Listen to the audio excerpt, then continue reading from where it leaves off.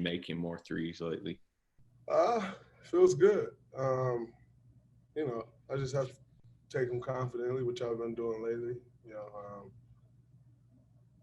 When the game say shoot, just shoot, and not second guess it. I know the amount of work that I've put in on my shots, so just having trust in that work.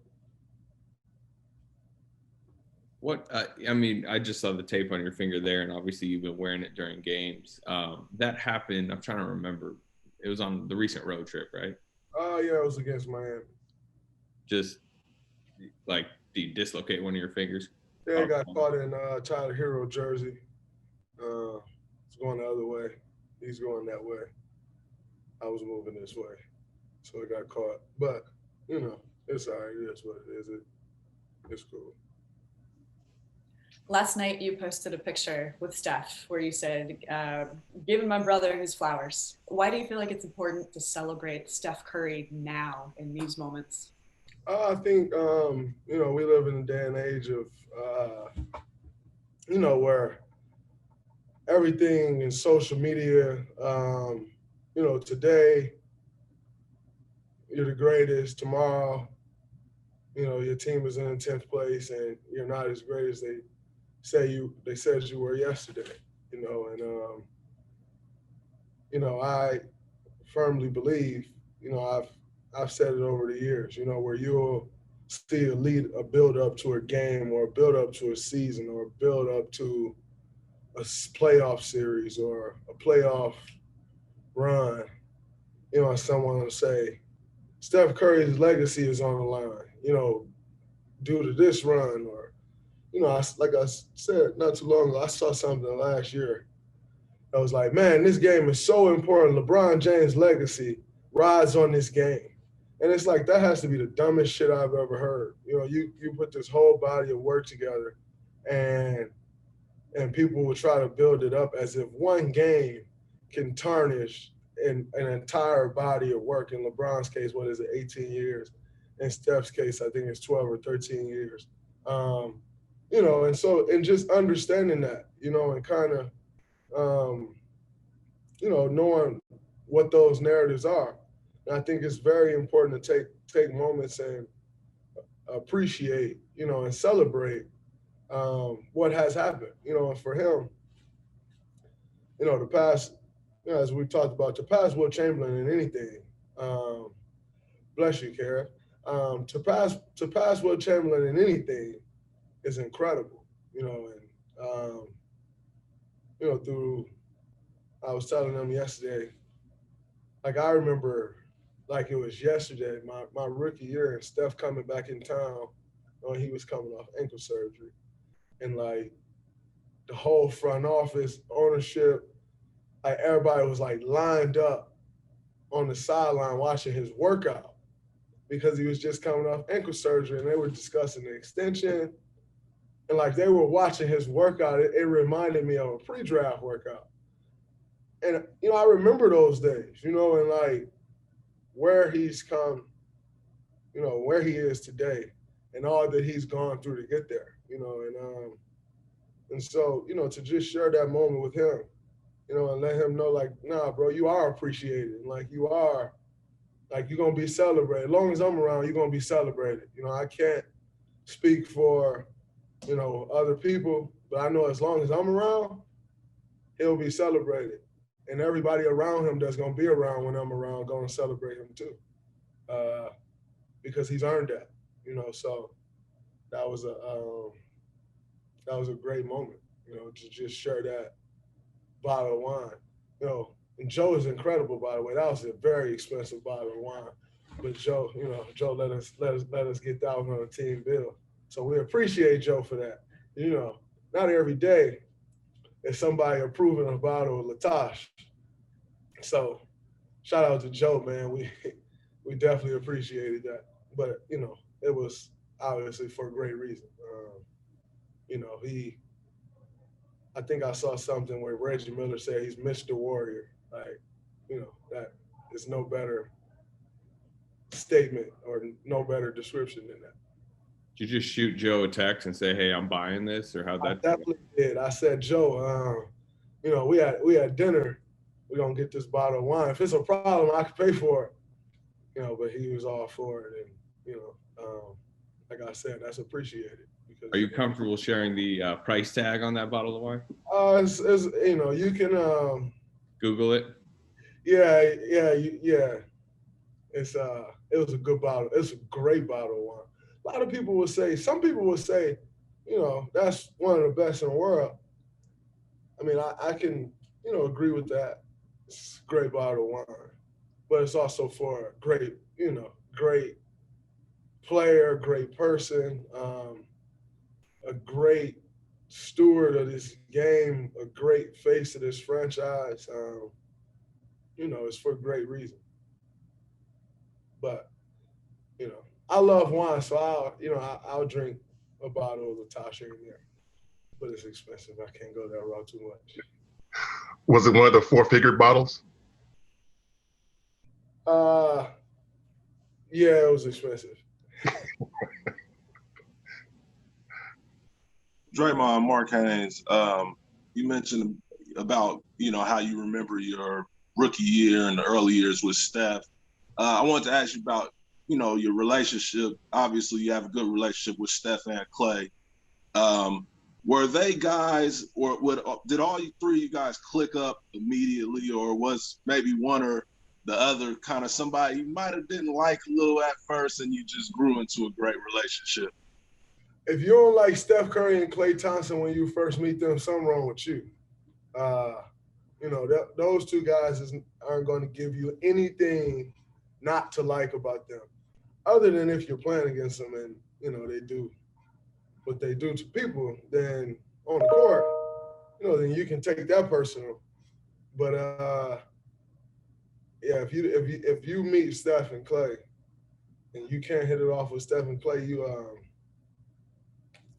you should search deep within and figure out what you got going on personally that's stopping you from being able to connect with someone that's that easy to connect with, that is that likable. You gotta do some inner soul searching on your own. Hey, Draymond, talking about another guy you were there was a rookie, maybe in a different situation. Kent Bazemore actually was a rookie when you were coming in the league. Mm-hmm. He's back, he's in his 30s, but sometimes he plays like he's young, but sometimes he plays like a veteran. How would you describe maybe Bazemore's development and what you've seen as a rookie and what do you see out of him now? I think, what you saw as a rookie is a young kid coming out of Old Dominion who was all over the floor, even more so defensively than anything. I remember him coming to Summer League with us, and I think the first game we played Summer League, he might have 6 blocks or something like that. And right there was kind of where he announced himself, what he could bring to a team, and that's why he made the team. It was defensively. He worked a lot with Joe Boylan that year over those next couple of seasons, and he really improved his offensive game a lot. But coming in, it wasn't much there. Like it was, he obviously, played well at Old Dominion, but it wasn't much there coming in to that Summer League. And he just worked. Him and Joe Boylan would be on the court. 2 hours before practice, working nonstop. An hour after practice, working nonstop. And then he got traded to the Lakers, made the best of that opportunity, and then went to Atlanta, where he really found a home, found a role, carved out a role, and they had a lot of success. To see Baze come back here now 9 years in, number one for a undrafted guy who was ranked the 499th best player out of 500, to still be in the league after 9 years, number one, is an accomplishment in itself. But he continued to put the work in, and now you see him today. He's one of those guys, those veterans that, is out there on the floor for us. And I think the one thing that's not wavered is how he's a wrecking ball on the defensive side of the ball. And, he was that same wrecking ball when he came into the league. He is that same wrecking ball now, maybe with added a few more nuances, a few more tricks to the trade, that he's picked up over the years. but that same energy and intensity that he came into that first summer league game with, I think he was coming to Vegas from from Orlando, and was playing with Miami, if I'm not mistaken. And that same intensity that he brought on the defensive end, then he still brings today. And obviously a much better offensive player. So what he's brought to this team this year has been great. And, it continues to get better as he finds more and more comfort in what the system is today as opposed to when he was here. I think he still years ago. I'm sorry. I still think he leads you guys in cumulative plus minus this season. Is that something you're aware of, or do you just know, like, hey, Bazemore's in the game, the lead tends to expand? I didn't know that, but it does not shock me because when he is in the game, good things happen. He really just understands spacing. On the offensive side of the ball, make good things happen. And then, like I said, on the defensive side of the ball, the pressure that he puts on the usually the other team's best player, especially best guard or wing, that helps make a lot of difference for us. Draymond, Kevon played a career high 31 minutes the other night. Just given everything he went through last season with all the injuries and everything, what does it mean just seeing him be able to give that kind of minute total and play well? It's great to see Loon. It wasn't just last year. What he's gone through over the years. With the injuries that he had, and he came in needing a hip surgery. To see him today go out there and play 38 minutes, be extremely effective against, one of the best centers that we got in this league, in Joker. I'm very excited and happy for him. You can't take for granted playing 31 minutes in this league. It's not easy to do. And so to see him kind of, break down that wall and most importantly, to be able to prove to himself, like, I can do this. I think that's just as big as anything else. Like, no, to prove to himself, like, oh, I can do that and I can handle that and I'm just fine. That's a mental hurdle that you have to get over. So to see him do that, extremely excited for him. Obviously, Loon has been kind of a steady force for us, over the years. I think might be in his 7th year, but one of those guys who feel like he's been around for 12 or 13 years, kind of a savvy, young vet, but all about his work and true professional. So to see him get over that hurdle, I'm excited and happy for him. Draymond, I know you got to know Showtime Taylor a little bit on your visits to San Quentin. What did it mean to you the other night to be able to see him in Chase and doing his thing during the game? I think it's incredible. I think that says a lot about the Warriors organization that you can go to San Quentin where, society really writes these guys off.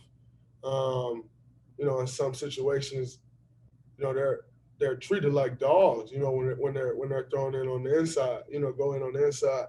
And, to see the organization have an appreciation for what he was bringing to the table there and allow him to step out here in the real world, come to an NBA game and do what he was doing there, help him find his comfort zone. It's incredible, to see him get his second chance, and obviously wishing him the best in this journey and, life back to what he once knew it. Or it could be life like he never knew it, but to have that opportunity was incredible. Extremely happy for him.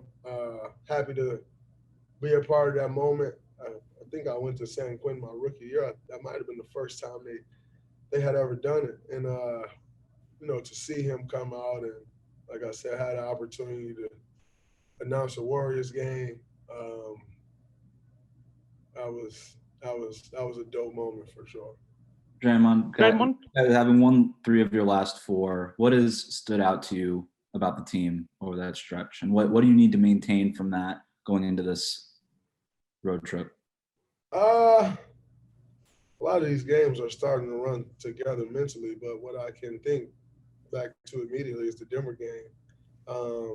And I think what stood out to me more than anything was our defensive intensity in the second half. That's where the game really turned for us. And it was all based on how we got into the ball and how we took them out of their patterns and, what they wanted to get to. Obviously, I'll be remiss in not wishing Jamal a speedy recovery. You never want to see a guy go down. I've spoken about it before where, he don't leave the arena and that go away. He got to live that every day. I'm not sure if Jamal got kids, but if he has kids, he can't do what he would normally do with his kids. If he doesn't have kids, family, he can't, you live that every day. He get up off the couch, he lived that. And so definitely wishing him a speedy recovery, to watch who he is today in this league as opposed to the player that came out of Kentucky 5 or 6 years ago. You can tell someone who really loves and works on his game, so definitely wishing him the best. But getting back to what I was saying, just the defensive side of the ball, I think that's been when we defend at a high level all year, we've given ourselves a chance to beat anybody. And so that just has to be our calling card and what, no matter what, it's almost a non-negotiable. When we step on the floor, you don't know what else is going to happen, but that team is going to defend at the highest level.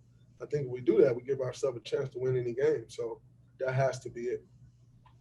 How much you watching the standing? Wes, last question. Go ahead, last one. Sure. How much are you guys watching the standing, or if you're not really watching them, when does that really start? Kind of going into this play-in tournament stuff. Say that again. How much are you guys watching the standings and kind of monitoring everything that's going on with this play-in tournament over these next 18 games? I saw that Luka don't like it, and I saw that Mark Cuban don't like it. That's about as much attention as I've paid to the standings for the playing game. All right. Perfect. Thank you, sir.